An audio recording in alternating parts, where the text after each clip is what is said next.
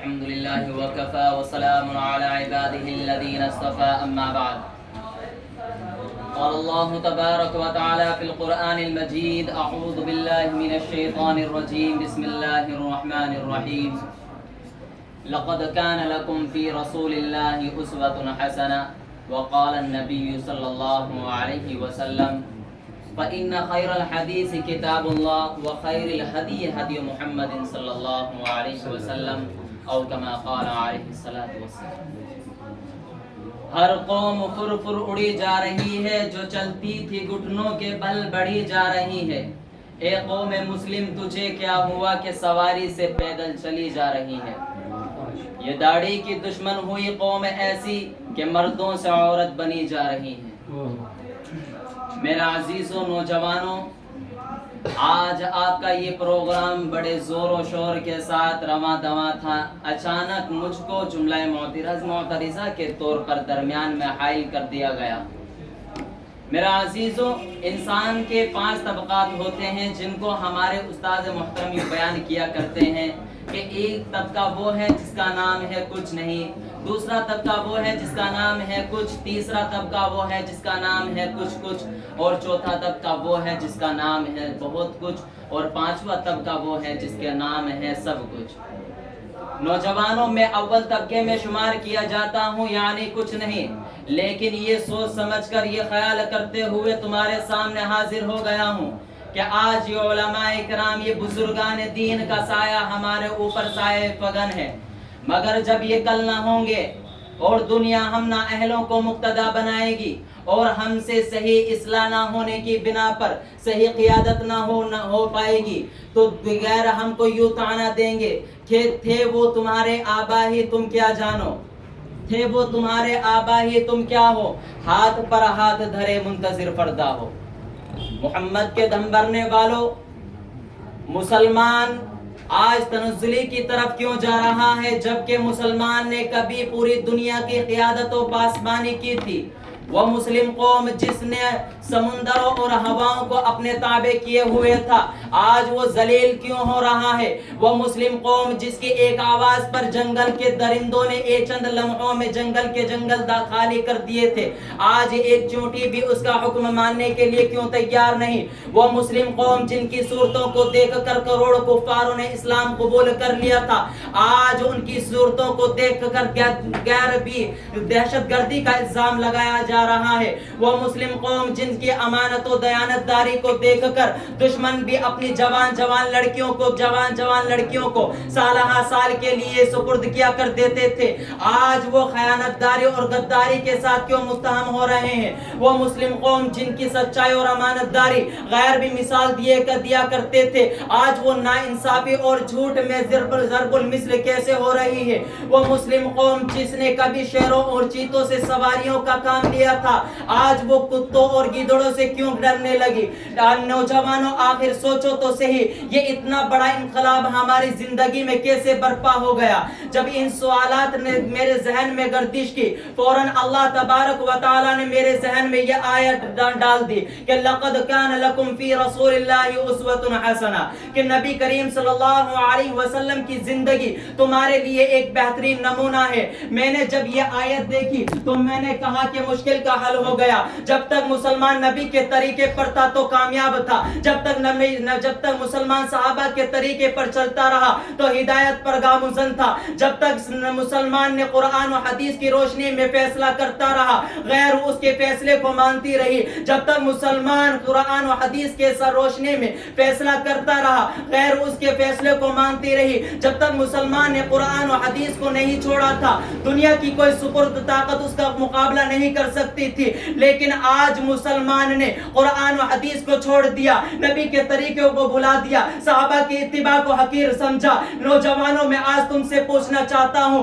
کہ مسلمانوں کے درمیان یہ اتنا بڑا انقلاب کیسے پیدا ہو گیا؟ یہ جتنی بھی بیماریوں نے جنم لے رکھا ہے، جتنی خرافات پیدا ہو رہی ہیں، جتنی بدعات اور رسومات پیدا ہو رہی ہیں، یہ نبی کریم صلی اللہ علیہ وسلم کے طریقے کو چھوڑ دینے کی وجہ سے ہو رہا ہے. مسلمان اگر مقروض ہوا تو نبی کریم صلی اللہ علیہ وسلم کے طریقے کو چھوڑ دینے کی وجہ سے ہوا. مسلمان پر بم، میزائل اور گولیوں کا نشانہ بنایا جا رہا ہے تو وہ سنت نبوی جہاد تو وہ نبی کی سنت جہاد کو چھوڑ دینے کی وجہ سے بنایا جا رہا ہے. نوجوانوں، مسلمان وہ نہیں جو حالات کو دیکھ کر گھبرا جاتا ہے، بلکہ مسلمان وہ ہوتا ہے جو حالات کو دیکھ کر خود حالات کو بدل دیتا ہے. ماحول سے حیات کو سودا نہ کیجیے، کردار سے بنائے معیار زندگی، ماحول کا حیات سے سودا نہ کیجیے. نوجوانوں، میں آج آپ سے تم سے معلوم کرنا چاہتا ہوں کہ غیر قومیں اتنی ترقی پر کیوں چل رہی ہیں، غیر قومیں کیوں ترقی پر نہ ہوں، جبکہ غیر قوموں نے نبی کریم صلی اللہ علیہ وسلم کے طریقے کو اپنی زندگی میں تیزی کی رفتار سے بڑھتی جا رہی ہیں. بڑے بڑے سائنسداں سنت نبوی جیسے نبی صلی اللہ علیہ وسلم کی سنتوں کے فوائد کثیرہ کو دیکھ کر ایمان لانے پر مجبور ہو رہے ہیں. لیکن آج ہمیں راحت و آرام سے اتنی فرصت نہیں کہ ہم مطالعہ کر کے دیکھیں، ورنہ تو جدید سائنس اور سنت نبوی جیسی کتابوں کا مطالعہ کر کے دیکھو، تم کو ہزاروں واقعات ایسے مل جائیں گے، ہزاروں قصے ایسے مل جائیں گے کہ یہود و نصارہ، غیر مسلم، مشرک، کافر سب نبی کریم صلی اللہ علیہ وسلم کی سنتوں کو کتنی تیزی کے ساتھ اپنی زندگی کے اندر بسر کر رہے ہیں. یہاں تک کہ انہوں نے اپنے بیت الخلاء میں جانے کی سنتوں کو بھی نہیں چھوڑا. میں زیادہ تفصیلات میں نہیں جانا چاہتا. محمد کی سنتوں سے اعراض کرنے والوں، اللہ کے نبی صلی اللہ علیہ وسلم کا فرمان سنتے چلے جاؤ. کیا فرمایا تھا اللہ کے نبی نے؟ اللہ کے نبی نے یہ فرمایا تھا، افشوا السلام بینکم، کہ تم اپنے درمیان میں سلام کو رواج دو. لیکن آج مسلمان نے سلام کو چھوڑ دیا. اللہ کے نبی نے فرمایا تھا، انحکوا الشوارب واعفوا اللحى، کہ مونچھوں کو کٹوا دو اور داڑھی کو بڑھوا لو. لیکن آج مسلمان نے اس کا الٹا کرنا شروع کر دیا.